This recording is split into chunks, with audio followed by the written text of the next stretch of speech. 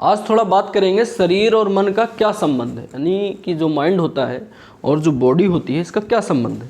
क्योंकि बायोलॉजी में तो शरीर के बारे में पढ़ाया जाता है, सेल्स के बारे में पढ़ाया जाता है, आपके ऑर्गन्स के बारे में पढ़ाया जाता है, पूरा मेटाबॉलिक एक्टिविटीज़ के बारे में पढ़ाया जाता है, हार्मोन्स के बारे में पढ़ाया जाता है, एंजाइम के बारे में पढ़ाया जाता है। ये जो आपकी फिजिकल बॉडी में जो भी डिजीज़ होती हैं क्या है, किसी को हार्ट अटैक क्यों होता है, शुगर क्यों होता है, ऐसी बहुत सारी चीज़ें होती हैं, फैट क्या होता है, ये सारे मतलब जो भी है केमिकल कंपोजिशन के बारे में आपको पढ़ाया जाता है। जो बॉडी है ये क्या है, ये इसका जितने भी इसमें तत्व हैं, जितने भी हार्मोन्स, एक एक हार्मोन्स, एक एक केमिकल्स जितने भी हैं, 1.5 लाख केमिकल्स जितने भी हैं अभी तक खोजे गए हैं, वो सब उनके जो फंडामेंटल तत्व हैं, यानी जो भी एलिमेंट है, बेसिक एलिमेंट है, फंडामेंटल एलिमेंट है, वो सारे वही हैं जो अर्थ में पाए जाते हैं, जो मिट्टी में पाए जाते हैं, वो सारे एलिमेंट वही हैं। तो ये पढ़ाया जाता है मेनली बायोलॉजी में। तो बायोलॉजी में और मन के बारे में पढ़ाया जाता है साइकोलॉजी में। तो क्या दोनों अलग हैं? अलग इस अर्थों में है कि आप जब मन के बारे में पढ़ने जा रहे हैं तो तब आपको एक क्लैरिटी हो कि आप सिर्फ मन के बारे में पढ़ने जा रहे हैं, तो आपका पूरा कंसंट्रेशन केवल ये हो कि माइंड कैसे बनता है, यानी मन कैसे बनता है, मन कैसे बनता है।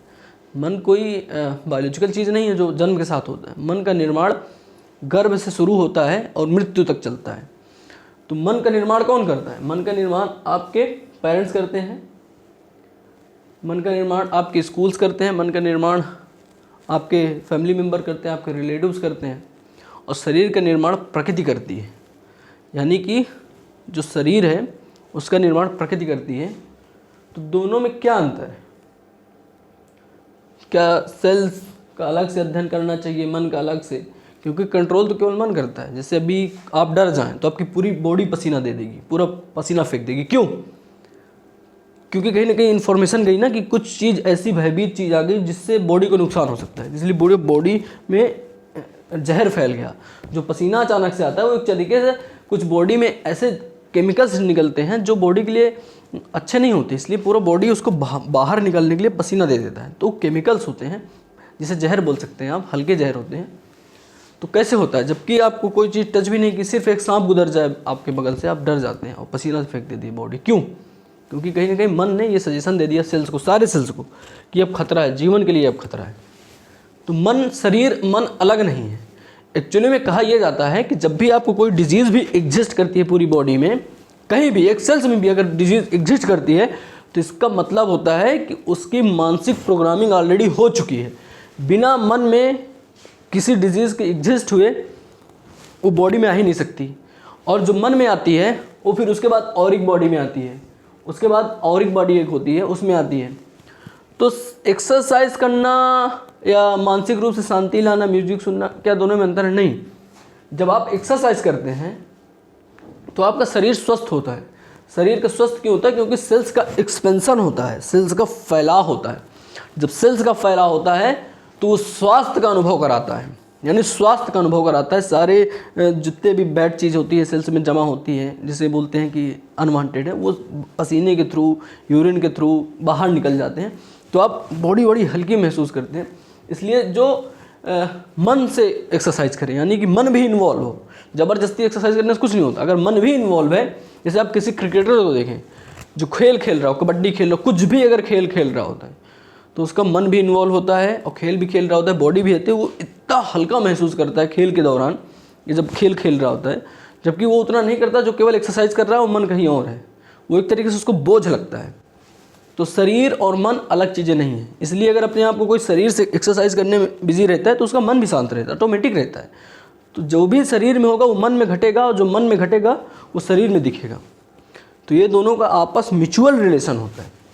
तो जब बच्चों को क्वांटम स्पीड रीडिंग कराई जाती है तो उसमें कुछ कुछ ऐसी चीज़ कराई जाती है कि उनको खुशी के स्टेट पर लाया जाता है, कि वो ऐसे काम करें, ऐसे क्रिएटिविटी करें, ऐसे चीज़ों में इन्वॉल्व हो अपने आप को जिससे उनको खुशी हो।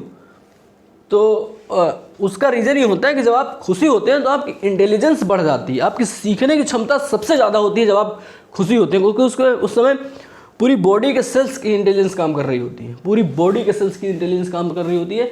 और आप जानते हैं कि पूरा बॉडी, पूरा शरीर सेल्स से मिलके बना होता है। पूरा बॉडी, चाहे अब बॉडी के मैं सेल्स के पार्ट्स की बात नहीं कर रहा हूँ, लेकिन पूरा बॉडी सेल्स से मिलके बना होता है, सेल से फिर टिश्यू बनेगा, आर्गन बनेगा, ऐसे चीज़ें बनती रहती हैं, तो उसके बाद पूरे शरीर का निर्माण होता है।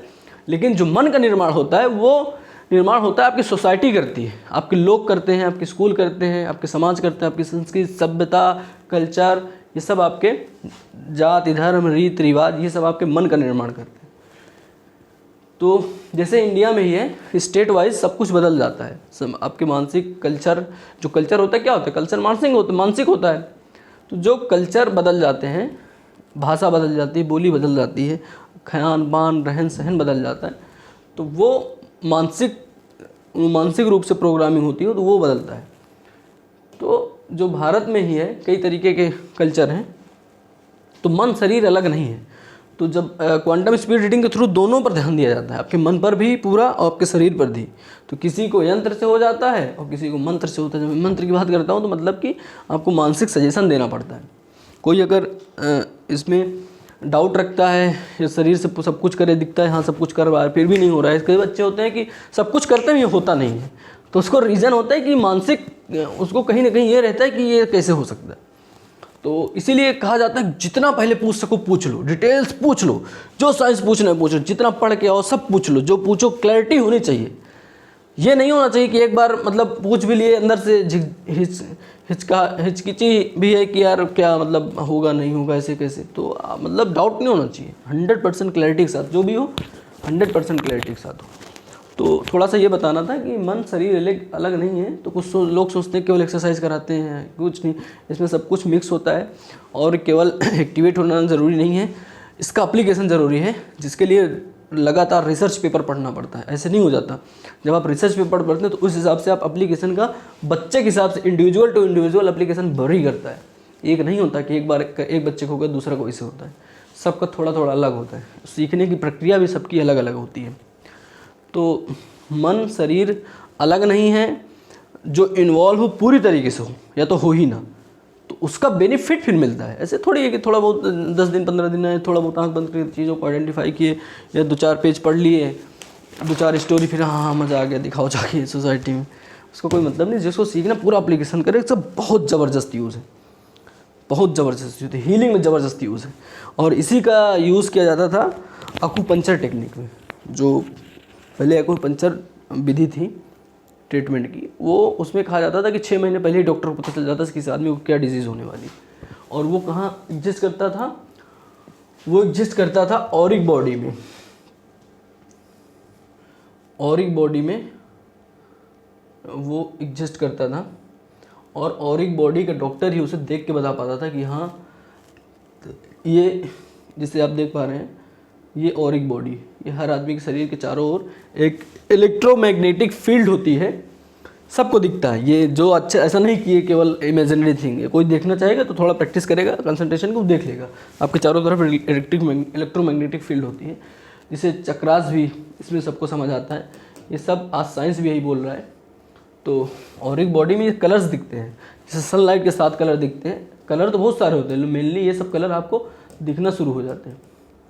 तो जब ये कलर आपको दिखते हैं तब आप आराम से फिर कोई चीज़ समझ पाते हैं। इसलिए क्लैरिटी होनी चाहिए कोई। थैंक यू, यही बताना था मेरे लिए।